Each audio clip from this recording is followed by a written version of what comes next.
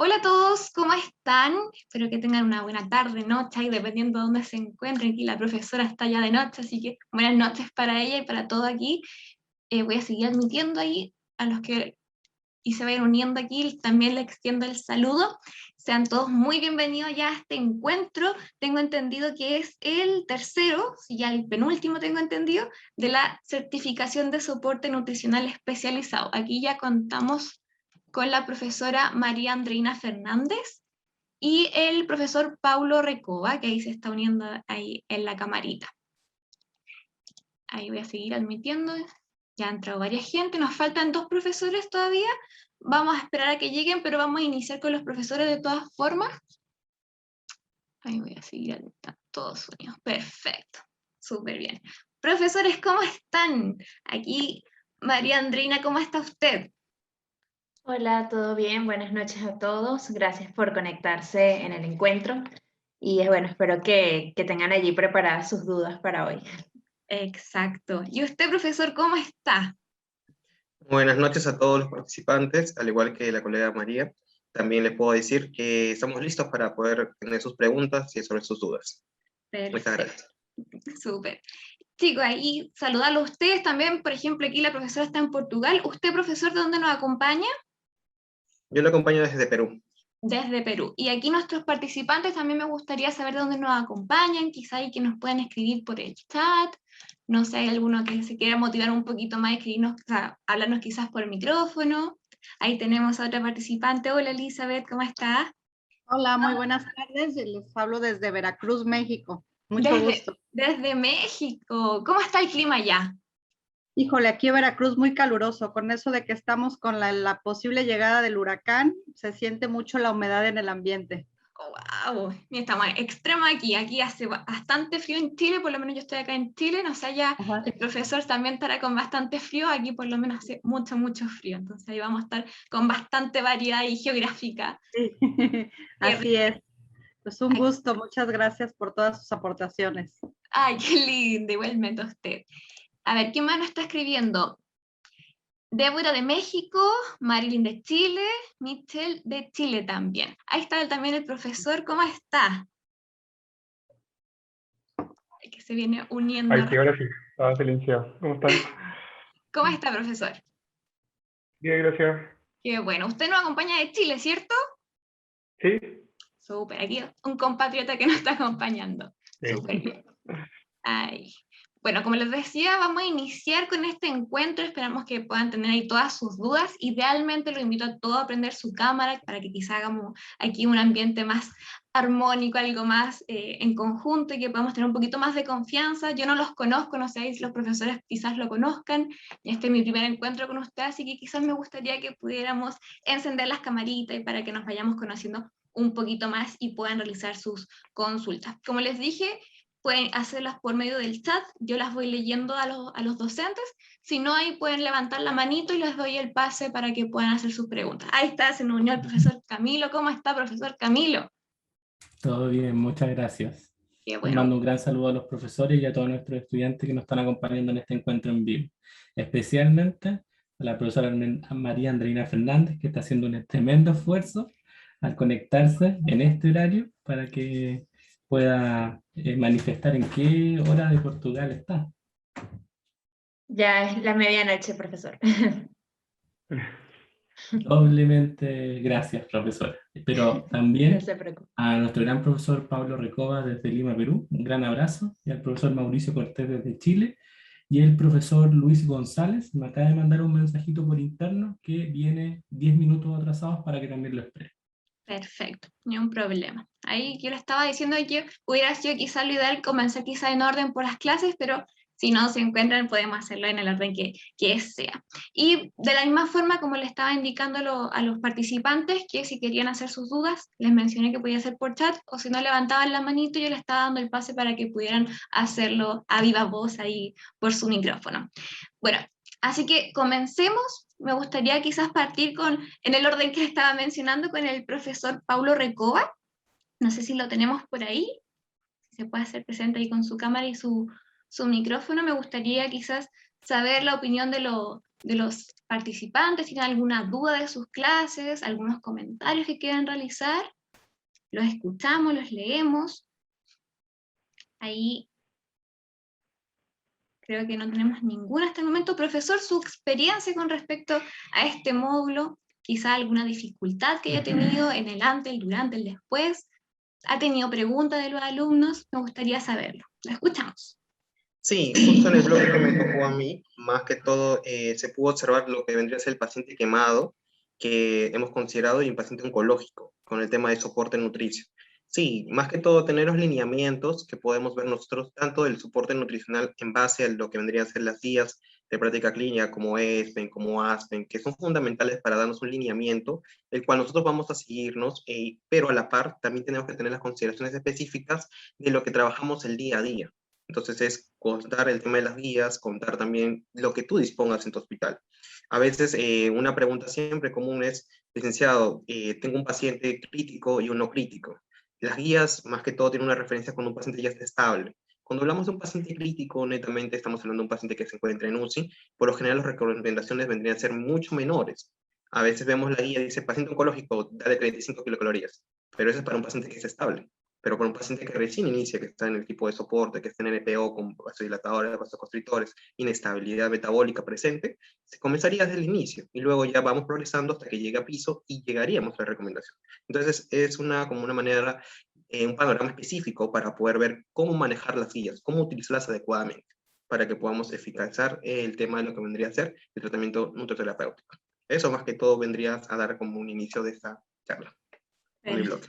Perfecto, ahí no sé, en base al tema que nos dio el profesor, alguna duda que tengan los participantes, aquí aprovechen al profesor que lo tienen en vivo y en directo. Quizás tenemos un paciente bastante complicado, que es importante ahí que si tienen alguna duda la pueden hacer llegar al profesor. Nos comentó que no tenía ninguna duda con respecto al módulo de sus estudiantes. ¿Ninguno le realizó alguna consulta? No, con respecto a mi blog estaba, creo, todo claro, por lo que dije. Perfecto, entonces, si me deja, yo quisiera colocarme quizá aquí en esta parte, porque en una de sus clases, o su clase, perdón, me pareció un tema bastante importante, cómo era el manejo de los injertos. Por ejemplo, que mencionaba el uso de la piel del pez tilapia para el paciente quemado. Me quedé bastante sorprendida con el uso que le daban. ¿Qué nos podría comentar sobre eso, Sí, eso que justo los estamos... estudios nos mencionan que se comenzó a trabajar en Brasil. En Brasil se comenzó a trabajar a nivel de lo que vendría a ser acá Sudamérica. Pero eso en Perú no muchos lo están utilizando, pero ya, como les digo, la literatura comienza a tener ya mayores poblaciones que se trabajan en esto, mayores resultados y que nos da pie a que podamos utilizar otras herramientas para poder suplir. A recordar que estos pacientes quemados o gran quemados, como podemos calificarlo, necesitan un soporte nutricio rápidamente, porque se entran en un estado hipercatabólico. Entonces, para poder apoyarlos y además adecuadamente no hay un seno injerto, el tema del autoinjerto suele ser complicado, entonces buscamos soluciones. Entonces, sería una de las opciones utilizar este seno injerto en base a este animal para poder utilizar equitativamente, pero tiene que tener todo procesos adecuados para poder utilizarlo. Entonces, se puede dar como una nueva opción. Perfecto, bastante interesante ese tema. Me llamó mucho la atención cuando la oí en su clase. Aquí tenemos una pregunta de Débora. Dice, ¿qué tal? En la clase 14 se comentó que la recomendación de glutamina es de 0,5 gramos por kilogramo al día. ¿Esto es por vía oral o por vía parenteral? Ahí después seguimos con la... Bien, en el caso de lo que vendría a ser nutrición enteral, las recomendaciones son de 0.5 a 0, también podría ser 0.3 a 0.5, pero hay que recordar que la funcionalidad exclusivamente de la glutamina para pacientes de ese tipo con nutrición enteral son las microbiocidas intestinales. Si nosotros estamos viendo esa misma recomendación, pero para nutrición parenteral cambia la función. Vendría a ser ya que tú tendrías como para poder estabilizar la bolsa, utilizan también otras sustancias y hasta inclusive mencionarte que durante toda la bolsa de nutrición parenteral, todas las soluciones que podemos encontrar aminoácidicas no contienen el tema de lo que vendría a ser la glutamina, al menos que tú le coloques aparte donde utilizas tanto la glutamina como la alanina. Utilizas el componente y le puedes sumar, y eso sumaría para hacer como si fueras un requerimiento hiperproteico, podrías utilizarlo, pero sirve más para el tema de los radicales libres, para tener la parte farmacológica, pero no cumpliría el rol que nosotros estamos viendo a través del borde del cepillo en la estimulación del enterocito. Entonces hay que ver cómo utilizamos esas dosificaciones. Y es inclusive, sería ver también el requerimiento por base de lo que vendría a ser por kilogramo de peso, pero también sumarle que la marca del producto que tú vas a utilizar cumpla los requisitos. A veces eso le colocan como los famosos inmunonutrientes, pero no llega a cubrir. Puede ser que te digan, tal producto tiene glutamina, tú lo consideras, pero al momento de estabilizar y utilizar al paciente, no llegas a cumplir las recomendaciones. Porque a veces pensamos que solamente con darle nutrición trófica 500 kilocalorías ya estamos haciendo inmunonutrición, pero necesitaríamos recién darle 1 litro aproximadamente para recién poder verificar eso. Entonces yo les doy una recomendación, verifiquen, igual como los inmunonutrientes cuando utilicen los omega 3, o utilicen la arginina, o utilicen la glutamina, nucleótidos, así como nosotros escribimos, dale 1.5 gramos por kilogramo de peso de proteínas, también reporten sobre estos inmunonutrientes. Es muy interesante trabajarlo en eso. Acá en el hospital donde yo estoy laborando, trato de promover eso, para que puedan utilizar las recomendaciones y que se pueda establecer. Y así los doctores me dicen, le estás dando glutamina, ¿cuánto le estás dando por kilogramo de peso? ¿Qué es lo que dan? Y como que ya, mejor dicho, lo que ellos ven solamente que es fórmula polimérica o un especializado, ya ven algo distinto. Entonces, cumple un rol protagónico ahí. Entonces, les invito a que puedan estar en sus hospitales que ustedes laboran. Perfecto. Entonces aquí nos preguntaba Débora, para complementarla, que cuáles serían en ese caso algún tipo de variación entre la oral y la intravenosa, si había algún tipo como de un rango ideal, quizás. Sí, como les digo, son de 0.3 a 0.5, los cuales se van a manejar. Para ambas vías. Sí, pero cumplen dos funciones distintas. Una para Ya. el enterocito y otra para las regularidades libres. Cumplen dos funciones diferentes. Perfecto. Ahí Débora, si nos puede corroborar si le quedó claro. Perfecto. Ahí Elizabeth tiene una consulta, le damos el pase para que pueda hablar. Sí, muchas gracias. En el caso, por ejemplo, de pacientes pediátricos que llegan a tener por alguna condición, pensando en los oncológicos o en los quemados, que llegaran a tener hipoalbuminemia, ¿les hacen ustedes corrección de albúmina vía endovenosa en la misma nutrición parenteral o cómo corrigen esta situación de hipoalbuminemia severa? En el caso de lo que vendría a ser las hipoalbuminemias, lo que primero tendríamos que ver es el PCR. Primero quiero ver el tema del PCR, luego de ver el tema del PCR. Si yo veo que está con una hipoalbuminemia y la PCR está disparada, está muy alto de los niveles normales, que puede ser como un caso de ahora que estamos manteniendo, el caso de pacientes con COVID, entonces ya sé que va a ser un sesgo, mucho por el que es una proteína de fase aguda positiva, está influenciando que la albúmina disminuya y no haya síntesis dentro del organismo. Entonces no sería prudente ver esos pautas o centrarnos en esa parte de la albúmina. Es algo fisiopatológico que se va a dar durante la etapa que tiene el paciente. Luego que se vea esa etapa se va a regularizar, pero siempre y cuando el PCR disminuye. Pero para que pueda disminuir el PCR ya son temas médicos, que tienen que ver cómo van con el tema de la farmacoterapia y todo, inclusive de la patología. Con respecto a acá, los médicos usualmente trabajan es con albúmina endovenosa, ¿sí? Pero hay que ver que esa albúmina endovenosa va los niveles, lo va a poner en normalidad, pero estamos haciendo como un sesgo, no es la verdadera albúmina que tenemos nosotros. Por lo general acá en los hospitales, a veces en la parte quirúrgica, se ve esa parte, la albúmina se eleva, porque le están colocando vía endovenosa, le colocan paquetes globulares de sangre, la hemoglobina está alto y dicen ya está apto para operar. Pero internamente, ¿cicatrizará eso al paciente del postoperatorio? No. Entonces tenemos que ver los protocolos para establecer que si es necesario darle, pero también tendríamos que ver que esto en nutrición, finalmente, tendría que pasar más tiempo. Para ver una recuperación de la albúmina, mínimo tiene que ser 21 días. Pero sí podemos dar dietas hiperproteicas para poder mantener, aunque puedas darse ese sesgo que puede ser alto por el tema de albúmina endovenosa. Hacer un seguimiento más que todo. Y además, inclusive, la albúmina ya ha dejado de ser un marcador de lo que vendría a ser nutricional a ser un marcador inflamatorio, según lo que nos ha mencionado Aspen y Espen. Entonces ya tenemos como recomendación esa guía nomás. ¿Sí? Muchas gracias, perfecto. Perfecto. Igualmente. Muchas gracias, profesor y Elizabeth, por su pregunta. Aquí tengo otra pregunta de Tania, que nos dice, hola, en la clase de paciente quemado, ¿cuál de las dos ecuaciones mencionadas es mejor para utilizar en adulto? ¿Toronto o Carson? Y en pediatría, ¿cuál ecuación sería la mejor o la más utilizada actualmente? La fórmula más adecuada vendría a ser la de Toronto, por lo que utilizan, pero hay que tener en cuenta que cuando el paciente tiene que tener días anteriores de la terapéutica. Mucho Toronto sería una buena opción, pero cuando el paciente ya está en el tratamiento, cuando vamos a ver las otras fases, esa sería una adecuada para poder trabajarla. En el caso de pediatría, más que todo, primero tendríamos que centrarnos que cubre todo lo que es la tasa metabólica basal, en el caso de pediatría, y luego ir viendo por el factor de crecimiento. Por lo general, en estas fórmulas que puedo calcular, más lo utilizo relacionado a lo que vendría a ser el de Schoffing, y de ahí comienzo a sumar kilocalorías que vendrían a ser por el factor de estrés, para poder utilizar en el caso de pediatría. Perfecto. Ahí sí, Tania quizás nos podría corroborar si le quedó claro la respuesta del profesor. La leemos y quisiera también saludar al profesor Luis que se nos incorporó ahí. ¿Cómo está, profesor? Hola, hola, buenas tardes a todos. Perdón por el retraso, pero bueno, ya estamos aquí para acompañarlos. Perfecto. Ahí vamos a seguir después con ustedes. Y Claro. Tania nos responde que sí, muchas gracias. Así que no sé si alguien más quiere hacer alguna consulta al profesor. Aquí están en el tiempo para poder hacerlo. Las leemos, vemos si hay alguna manito levantada por ahí. ¿No? Bueno, profesor, muchas gracias por sus respuestas. Ahí, en honor al tiempo, vamos a seguir dando el paso a los demás profesores. En caso de que tengan alguna consulta para el profesor, nos pueden escribir después para poder leerla, que va dirigida al profesor. A ver. Débora dice, en una clase comentaron que los pacientes con nutrición enteral se pueden beneficiar con una alimentación basada en el enfoque del volumen, pero no entendí bien qué es ese enfoque o cómo se lleva a cabo. ¿Va dirigida al profesor o a algún otro? No sé si... En una de mis clases la mencioné.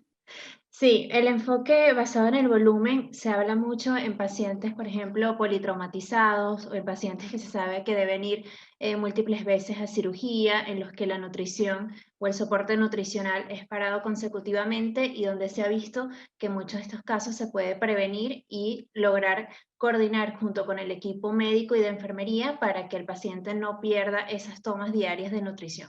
Entonces, los cálculos serían basados en el volumen que se les puede ofrecer al paciente en esas horas que tendrá disponible del día para intentar que no pierda ese día de nutrición enteral, porque sabemos que cada día cuenta y que es muy valioso prevenir la desnutrición en estos pacientes que pueden estar en condición crítica y donde un estado de desnutrición puede empeorar toda su condición, morbilidad y mortalidad.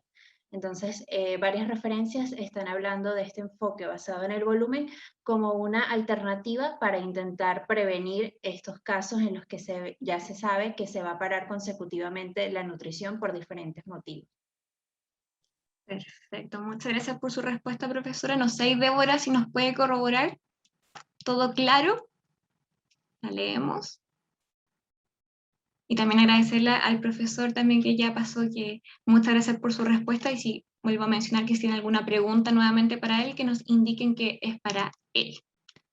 Ahí Débora, no sé si nos corrobora. La esperamos ahí. Bueno, de todas formas igual vamos a seguir con la profesora, así que lo invito a los participantes si tienen alguna duda con respecto a la clase de la profesora. Catalina dice si podría plantear un ejemplo. Sí, por ejemplo, si tenemos el requerimiento calórico total que planteamos darle al paciente en ese día o la prescripción nutricional, en vez de dividirlo en 24 horas, si tienes, por ejemplo, disponible 18 horas, ajustarlo a esas horas en las que el paciente va a estar disponible para recibir esa nutrición enteral. Para esto, normalmente se debe hablar previamente con el equipo médico, con el equipo de enfermería, para saber si el paciente tiene ya programado alguna cirugía o alguna limpieza quirúrgica. Esto depende también del caso del paciente. Y esto es porque se ha visto que muchas veces estas pausas en la nutrición enteral podían prevenirse y podían llegarse a algún acuerdo con el personal médico para intentar que no sean tantas. Cuando se hicieron estudios más profundos de cuáles eran las causas, se ve que la mayoría podían haberse prevenido o se podía haber ajustado la nutrición enteral. Entonces, intentar ver cuáles son las horas que tenemos disponibles y ver a qué acuerdo podemos llegar, inclusive negociar un poco las horas de ayuno previos, porque muchas veces colocan al paciente en ayuno muchísimas horas antes de esa cirugía programada, intentar estar muy atentos a eso.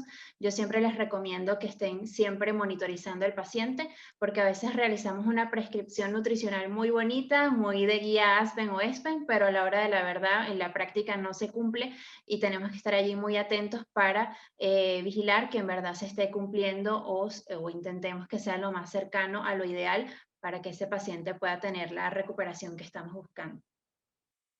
Perfecto, y no sé si Débora nos podrá corroborar si le quedó claro. Ya entendió, perfecto, muchas gracias. Y muchas gracias a usted por su respuesta, profesora.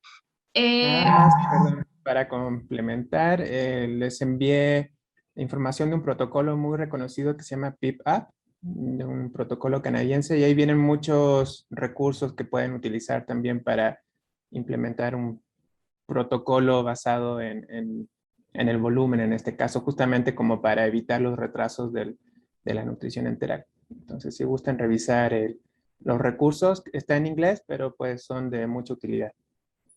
Perfecto, muchas gracias, profesor. Esto es lo lindo de todo esto, de estos encuentros que se complementan ahí la información y le queda más claro a los participantes. Ana nos dice, ¿cuál es la recomendación proteica en pacientes pediátricos quemados entre 1 a 3 años?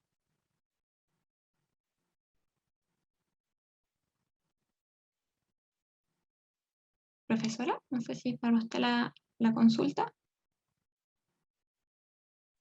Posiblemente para el profesor Paulo, ¿Sí, que dio profesor? la clase de Sí. paciente Perfecto. quemado. Ya miren, el caso de pacientes quemados, lo que yo te recomendaría ahí con el tema de pediatría, más que todo vendría a ser, hay recomendaciones que podamos tener básicas que podrían ser desde 6% a 8%, porque acuérdense, ver un paciente que estamos viendo en pediatría es muy distinto a ver un paciente adulto. Eso hay que separarlo.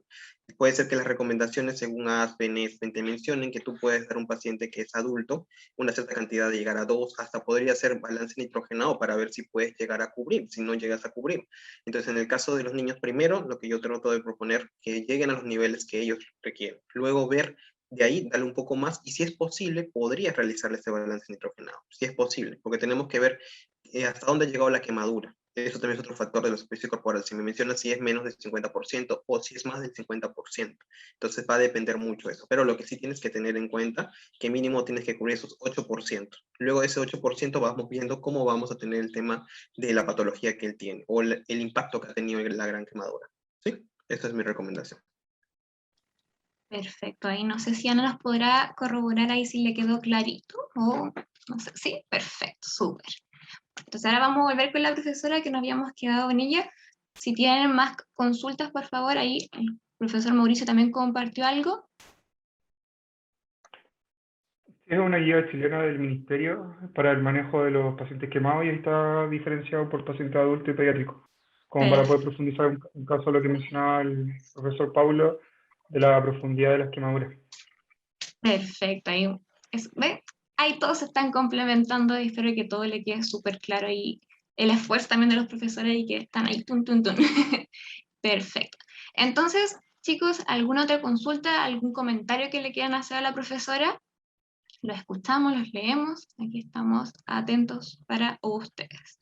De todas formas, igual yo quisiera sumarme a esto de la profesora y mencionar algo, una palabra que dijo y mencionó durante su presentación de la importancia de los nutricionistas en estos pacientes, que son bastante complicados, es algo que hay que saber manejar y que no hay que quedarse tanto con la teoría, más bien hay que ver la práctica, porque como bien dijo, muy lindo puede ser ahí Aspen, Espen, pero la práctica es la que vale, entonces quizás si pudiera profundizar un poquito más en eso, alguna recomendación que le quisiera hacer a sus alumnos con respecto a esto, quizás se encasilla mucho la teoría. Sí, la teoría es importante porque siempre tenemos que tener esa evidencia científica como respaldo de todas las decisiones que vayamos a tomar o de todas las sugerencias que vayamos a dar ante un determinado paciente. Pero también debemos estar atentos a la parte práctica, porque muchas veces no se hace ese monitoreo constante del paciente y un paciente que está en terapia intensiva, un paciente crítico, requiere una monitorización constante. No es solamente dejar allí una prescripción y pasar la semana siguiente, sino que hay que estar allí muy atentos a todos esos pequeños cambios que van ocurriendo en el paciente para poder tomar las decisiones correctas en el momento oportuno, que sabemos que para ese paciente es fundamental actuar a tiempo para prevenir. Yo voy a comprar lo que está esperando, termino aquí ya. Un micrófono prendido. ¿El mío?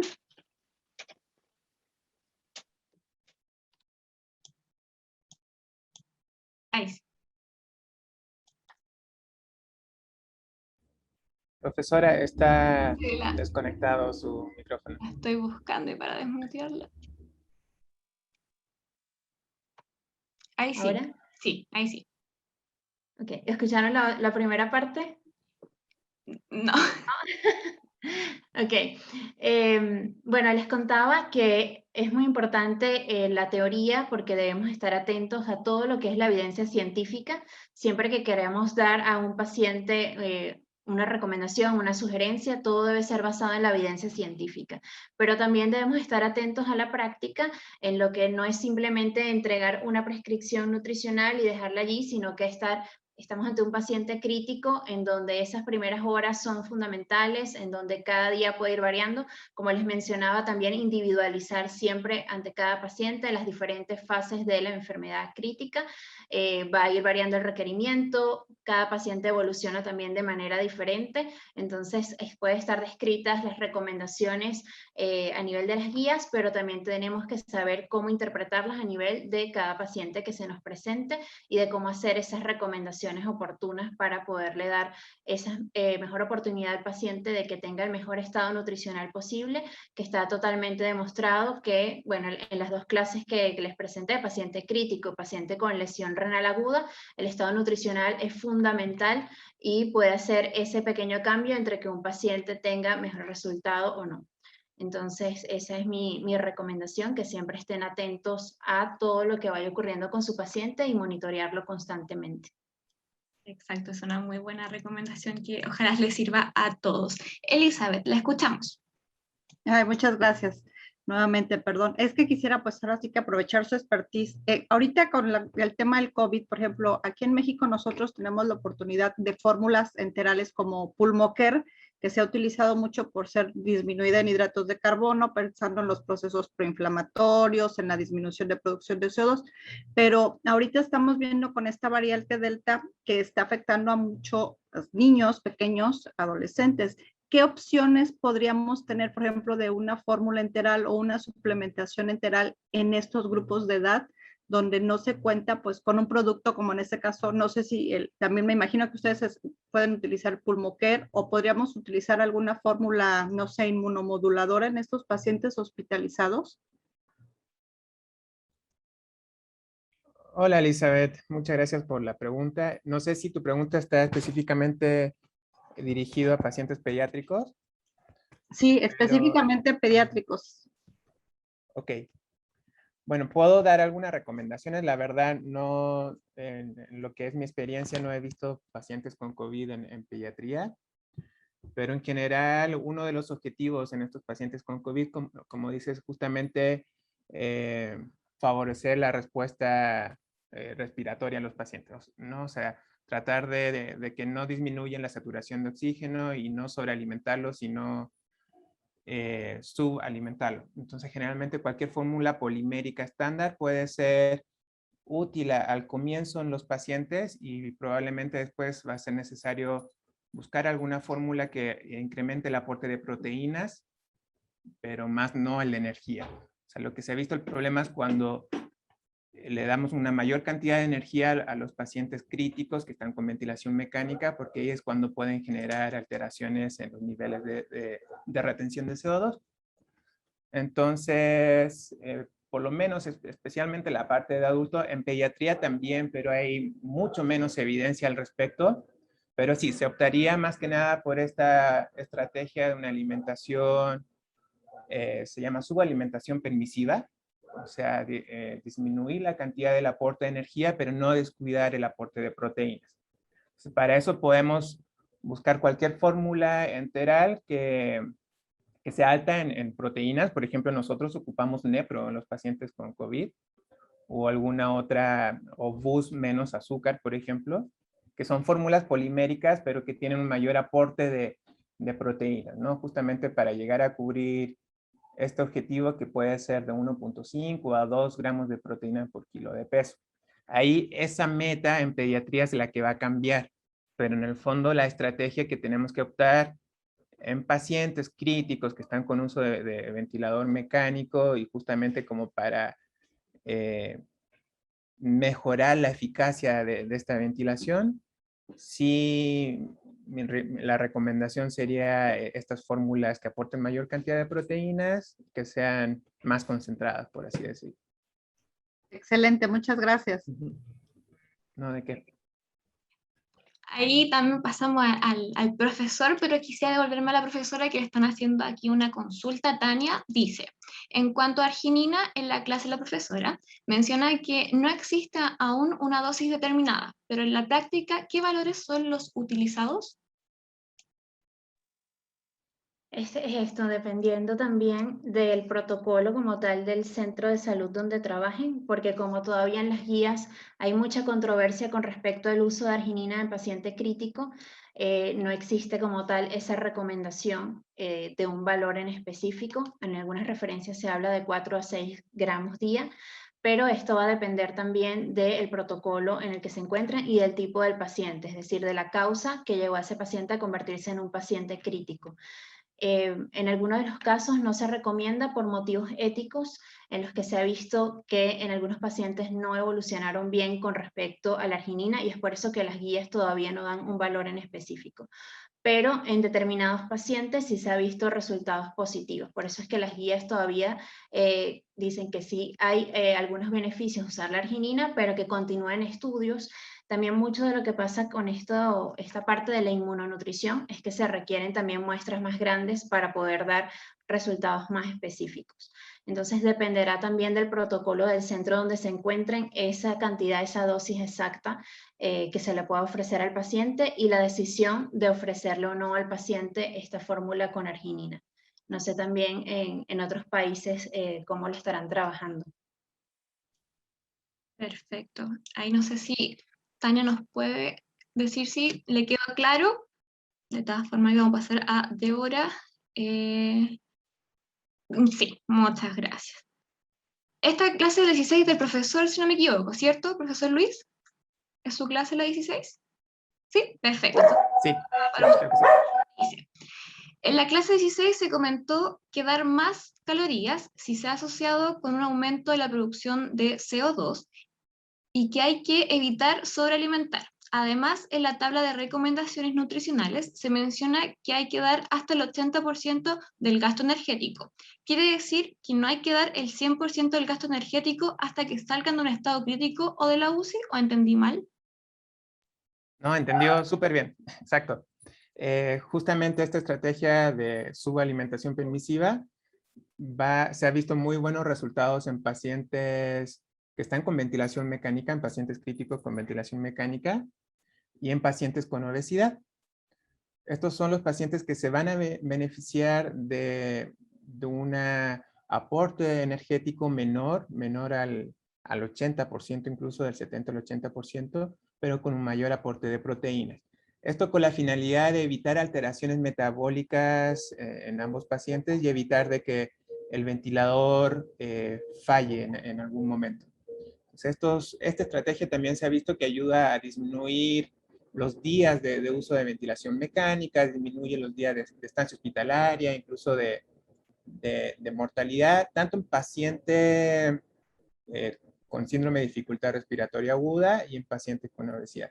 Entonces sí, exactamente esta sería la mejor estrategia para que sea aún más efectiva. Lo ideal sería contar con un calorímetro indirecto y con el resultado de la calorimetría indirecta, del gasto energético arrojado por la calorimetría indirecta, nosotros optaríamos por entregar un 80%, siempre monitoreando todo lo que son los parámetros metabólicos, como nivel de glucosa, triglicéridos, lípidos, la gasometría arterial, los niveles también de CO2, ¿no? Entonces sí, justamente va a ser importante, especialmente en la etapa aguda de la enfermedad crítica, mantener una estrategia de subalimentación permisiva.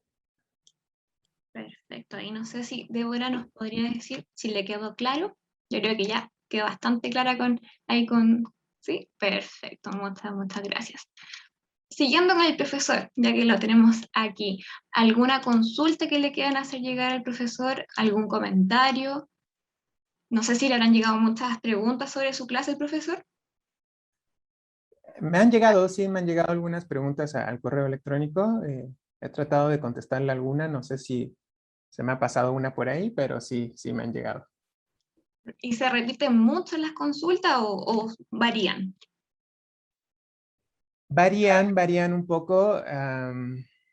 Por ejemplo, más que nada varía en en las estrategias para implementar la nutrición enteral, que eso va a depender mucho de los recursos que se tenga en cada centro hospitalario, ¿no? O sea, los recursos que pueden haber en los distintos países puede ser distinto, también de los protocolos que se tengan implementados.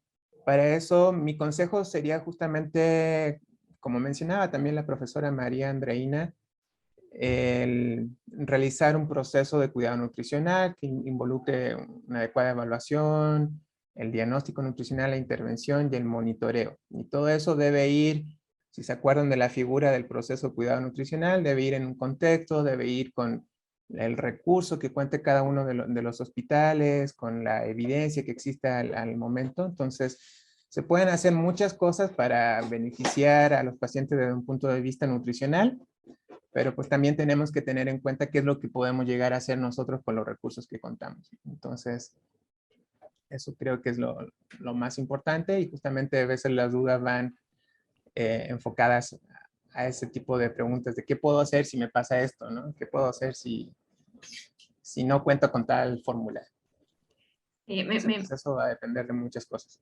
Me imagino, porque la verdad es que, por ejemplo, el tema COVID, sobre todo, yo creo que ha sido un reto bastante grande para el área de la salud en general, y sobre todo para los nutricionistas.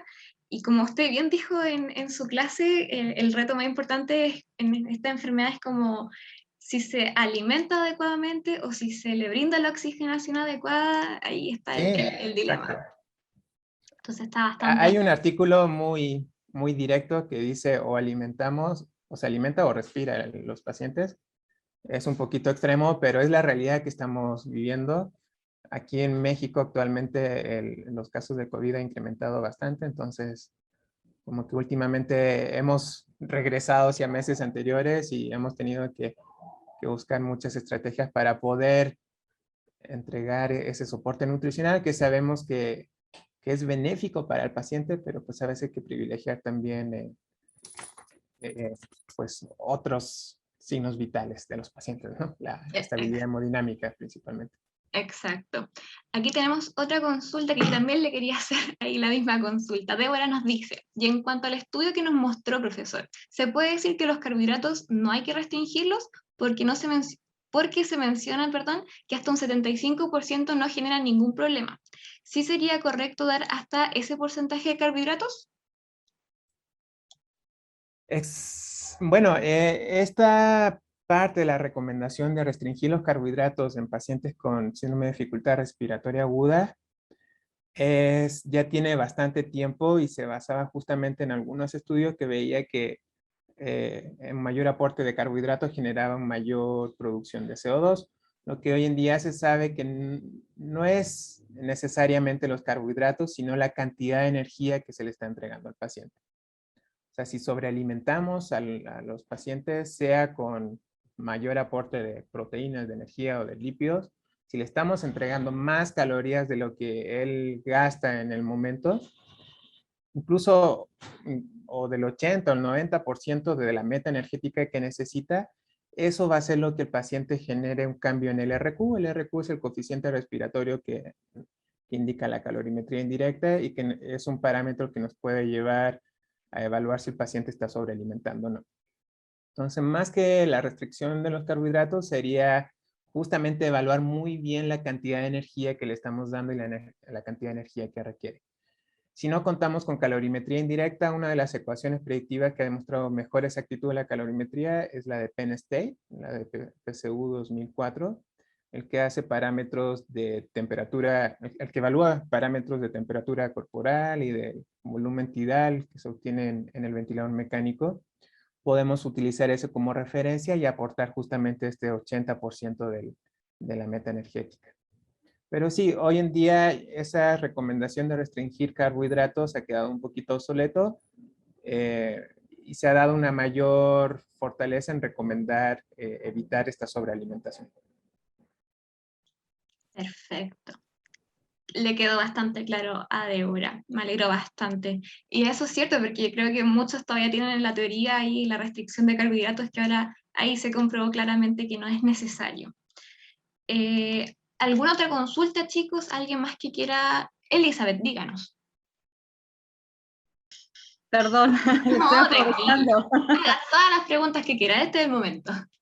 La escuchamos. ¿Qué tanto es recomendable o recomendarían la utilización de alguno de estos probióticos como para ayudar a la modulación de la microbiota y pues, por ende lo que sería el sistema inmunológico como una suplementación o adición a las fórmulas, ya sea enterales o incluso si el paciente estuviera con una nutrición parenteral? ¿Qué tanto sugieren la utilización de ellos?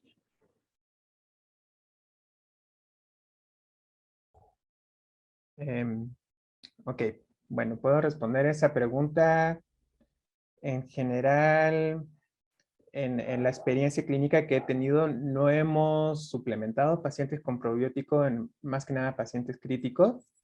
Creo que en México esa estrategia todavía está un poquito temerosa por llevarlo en la parte clínica, pero sé que la práctica clínica de Estados Unidos ya la emplean de manera rutinaria en los pacientes críticos.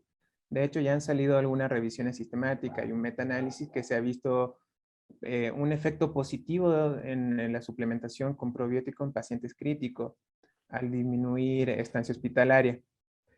Sin embargo, aquí hay más preguntas que respuestas.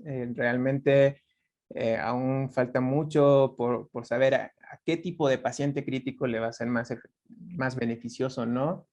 Sabemos de que también dentro de los pacientes críticos existe mucha heterogeneidad, entonces sería importante saber a quién realmente le va a ser beneficioso, quizás aquellos que presenten síntomas gastrointestinales o algún tipo de lesión gastrointestinal como diarrea puede hacerle beneficioso en el sentido de disminuir el número de evacuaciones, ¿no? Que eso sí, también hay evidencia.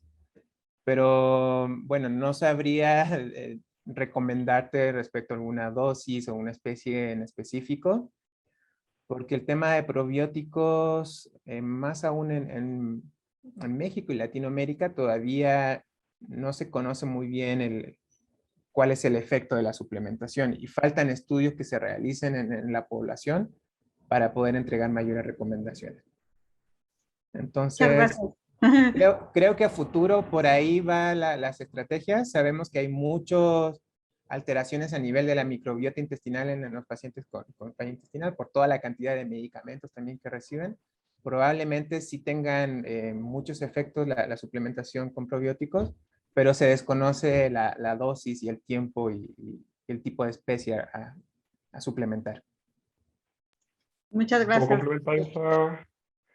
¿Puedo complementar la respuesta del profesor? Pero, por supuesto, por Sí. supuesto. Bueno, igual como una de las, acá en Chile por lo menos en el hospital donde yo trabajo, sí hemos utilizado probióticos para poder suplementar a aquellos pacientes críticos. Como comentó el profesor, no es para todos, sino que hay que identificar bien para qué paciente vamos a destinar estos probióticos.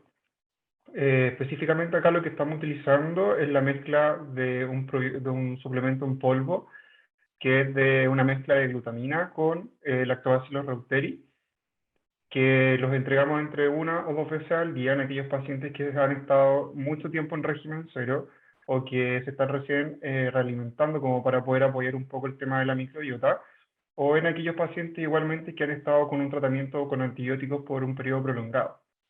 Entonces sí hemos tenido beneficios o observado algunos beneficios, tampoco hemos hecho algún estudio como muy... Ahí se nos cayó el profesor, lamentablemente el La profesor... realimentación. Ahí volvió. Ahí se nos había cortado, profe. No, ahí sí. Ahí sí. ¿Y hasta dónde llegué? Ahí se me ¿Hasta cortó. dónde llegué? Estaba hablando de la microbiota. Yo escuché la microbiota. Sí, ya que hemos... No, ahí se nos está cayendo. Lamentablemente el profesor está en Chile, en la parte más extrema del sur. Pero algunos más que nada en aquellos que han... Ahí sí. Un poquito, como que vuelve y no. Ahí lo perdimos de Sí. nuevo. Lo otro sería que lo voy a escribir en el chat, mejor ya. Ya, perfecto. No se preocupe, profe. Ahí le estaba explicando ahí los participantes que el profesor está en el sur de Chile y lamentablemente estamos con lluvias ahí que no paran y peor ahí en el sur, entonces se complica un poquito más el internet. ¿Cómo, profesor? Ahí se escucha. Que lluvia y hay mucho viento igual. Más encima. Ahí se escucha súper bien. ¿Ahí? Está bueno. Sí, se escucha bien. Bueno, para complementar o para hacerlo más cortito, pero es más que nada que hemos utilizado esa mezcla de glutamina con probióticos que venden o que entregan algunos laboratorios, pero es más que nada para aquellos pacientes que están con un tratamiento antibiótico más prolongado, o para aquellos que se van a realimentar después de un periodo que pasó mucho tiempo en régimen cero. Lo que sí hay que recalcar que estos probióticos no van a disminuir o no van a tratar la diarrea como el cuadro diarreico, por ejemplo, en aquellos casos con diarrea, pero lo que pueden disminuir es la frecuencia de los Perfecto. episodios. Muchas gracias. Pero la forma de administrarlo, cuando están con nutrición enteral, los administran directamente en bolos de unos 100 a 150 cc por sobre. Entonces, 1 o 2 veces al día. Lo importante es que ojalá al prepararlos se administre inmediatamente y se preparan en agua cocida.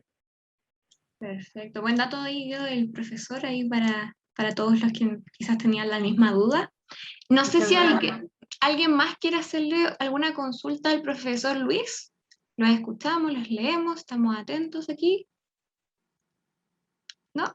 Perfecto. Ahora, quizá ahí si el profesor ahí, Mauricio, tendrá ahí la conexión bien o no, si no respondemos por chat, y si no, también me gustaría quizá extenderle las preguntas a los profesores, si tienen alguna otra consulta aquí los participantes, los escuchamos, este es el momento. Recuerden, aquí después pasan al siguiente módulo, y ya otra materia. ¿No ninguna? Perfecto. Ahí, profesor Mauricio, quizá aquí... ya, perfecto, ahí está. Voy a leer lo que nos quiso decir el profesor Mauricio. Para complementar, utilizamos en aquellos pacientes que se ha observado una mala tolerancia y han pasado mucho tiempo en régimen cero, por lo que es importante apoyar la microbiota de los pacientes. Ahí la pregunta que nos había hecho Elizabeth. Entonces, ¿no hay más preguntas para el profesor Luis? ¿No? Ya, perfecto. Ahí, como decía, esperemos que ahí la internet del profesor Mauricio nos pueda acompañar si es que alguien tiene alguna consulta sobre su clase.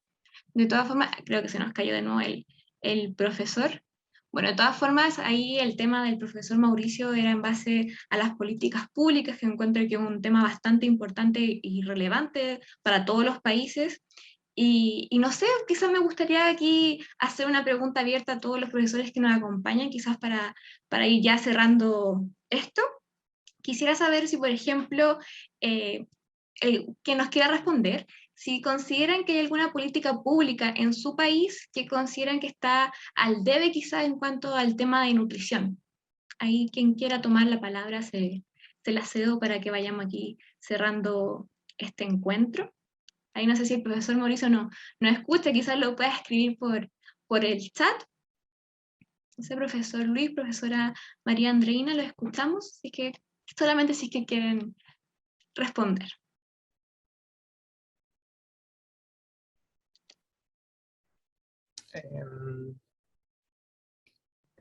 Respecto a políticas públicas, perdón, es que estaba respondiendo una pregunta en el chat, y perdón, sí, me fui un poco, pero bueno, en mi caso, como yo me dedico un poquito más también a pacientes quirúrgicos que tienen falla intestinal y que tienen necesidad de un soporte nutricional domiciliario o de nutrición parenteral domiciliaria, creo que, pues sí, hacen falta políticas públicas al respecto en estos pacientes que realmente no son pocos. Sí estamos llevando una base de datos, un registro de cuántos pacientes que tienen falla intestinal crónica y necesitan de un soporte nutricional especializado en domicilio, realmente cuántos de ellos podrían costearlo, ¿no?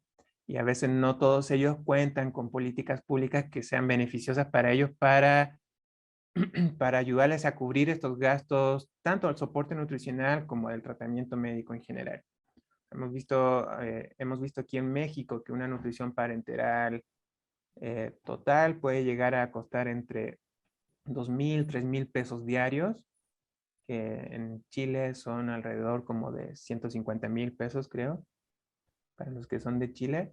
Entonces, imagínense eso más todos los costos asociados a los medicamentos. Sí falta bastante apoyo de políticas públicas. Entonces, no solo en la parte de nutrición, sino como en todo lo que es la rehabilitación de estos pacientes. Entonces, sí creo que en esta parte se podrían mejorar bastante lo que es estas políticas para mejorar el soporte nutricional de los pacientes que lo requieren en domicilio. Perfecto, muchas gracias, profesora. Y ¿Hizo alguna pregunta no fue ninguna de pregunta. políticas públicas?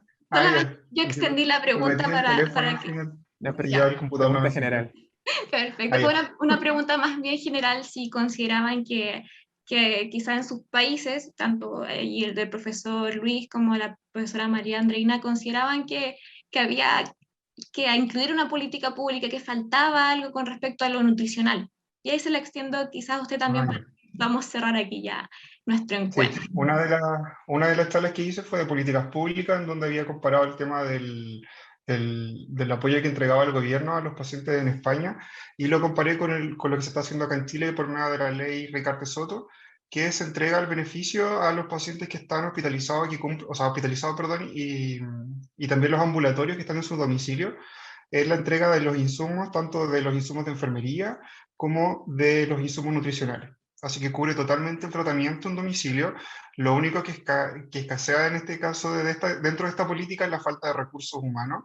Por lo tanto, es difícil poder hacer el seguimiento en domicilio porque falta un poco de profesionales, o los recursos destinados por el gobierno son más que nada enfocados a la entrega del insumo, pero no del apoyo por parte de un equipo multidisciplinario. Entonces, cada centro o cada institución tiene que hacerse cargo de estos pacientes, más que nada son como según la disponibilidad que tengan los profesionales para poder apoyar. Pero acá, por lo menos en la región, hemos trabajado súper bien, se han aprobado, acreditado otras instituciones para poder trabajar en esta ley, así que hemos ido avanzando, y lo que más se ha observado un aumento de estos pacientes que se les entrega el beneficio en aquellos pacientes que son pediátricos. Perfecto, ¿Ya? profesor. En la clase que presenté, más que nada para actualizarlo, porque me enteré ayer que se había adjudicado una fórmula RTH, que es una fórmula líquida para los pacientes pediátricos, ya porque solamente estaban adjudicadas anteriormente fórmulas en polvo. Así que ya desde esta semana se adjudicó, no sé si puedo decir la marca, pero... ¿o no? No sé, yo creo que sí. Ya habrá una fórmula líquida que empieza con F, con Frevin, ¿ya? Que es una fórmula de Freserio, que es una fórmula polimérica, oligomérica, polimérica para los pacientes pediátricos, y que yo creo que los va a apoyar bastante, porque el riesgo de contaminación por parte de las fórmulas en polvo es mucho más alta que estas fórmulas que vienen preparadas. Así es, y harto que va a ayudar entonces, qué buena noticia en todo caso. Bueno, no sé si tenemos alguna consulta del profesor, ya que la tenemos aquí ya bien con el internet, aprovechando que ya es lo último que nos va quedando. ¿No? Ahí por chat o por micrófono. Creo que no hay más consultas, así que ya en honor al tiempo nos tenemos otro encuentro próximamente. ¿Alguien quiere algunas palabras? ¿No? Perfecto. Entonces, yo me despido. ¿Puedo decir algo? Sí, dígalo. Que me llegó una pregunta de Catalina Alegría, que dice con respecto al uso de probióticos. Esto lo utilizan como nutrición trófica en pacientes con régimen cero por muchos días, y posteriormente inician con fórmula enteral o en conjunto. En mi caso es lo hemos utilizado en conjunto con las fórmulas enterales. Entonces administro las fórmulas enterales, por ejemplo, en una administración continua, y se administran los suplementos o los probióticos, en este caso, como en bolos. Así que puede ser al mismo tiempo, o si es que el paciente está en régimen cero, igual podemos entregarlo como una nutrición trófica para poder preparar al paciente a la realimentación. Perfecto, yo no había visto Ay, Catalina nos responde súper bien. Perfecto, muchas gracias. Bueno, y en honor al tiempo, como les decía, tenemos otro encuentro ahora, así que vamos a dar por finalizado este encuentro. Agradezco a todos los participantes, a todos los profesores, gracias a la profesora María Andreina, que sabemos que está haciendo un sobreesfuerzo ahí trasnochando, y a todos muchas gracias. Si tienen consultas pueden hacerlas llegar ahí por la plataforma, los profesores encantados la van a responder, y muchas gracias, muchas gracias. Que tengan un excelente día, noche, tarde, ahí como estén presenciándolo. Hasta pronto, una próxima oportunidad, que tengan una excelente semana. Hasta luego. Chao. Hasta luego. Hasta luego.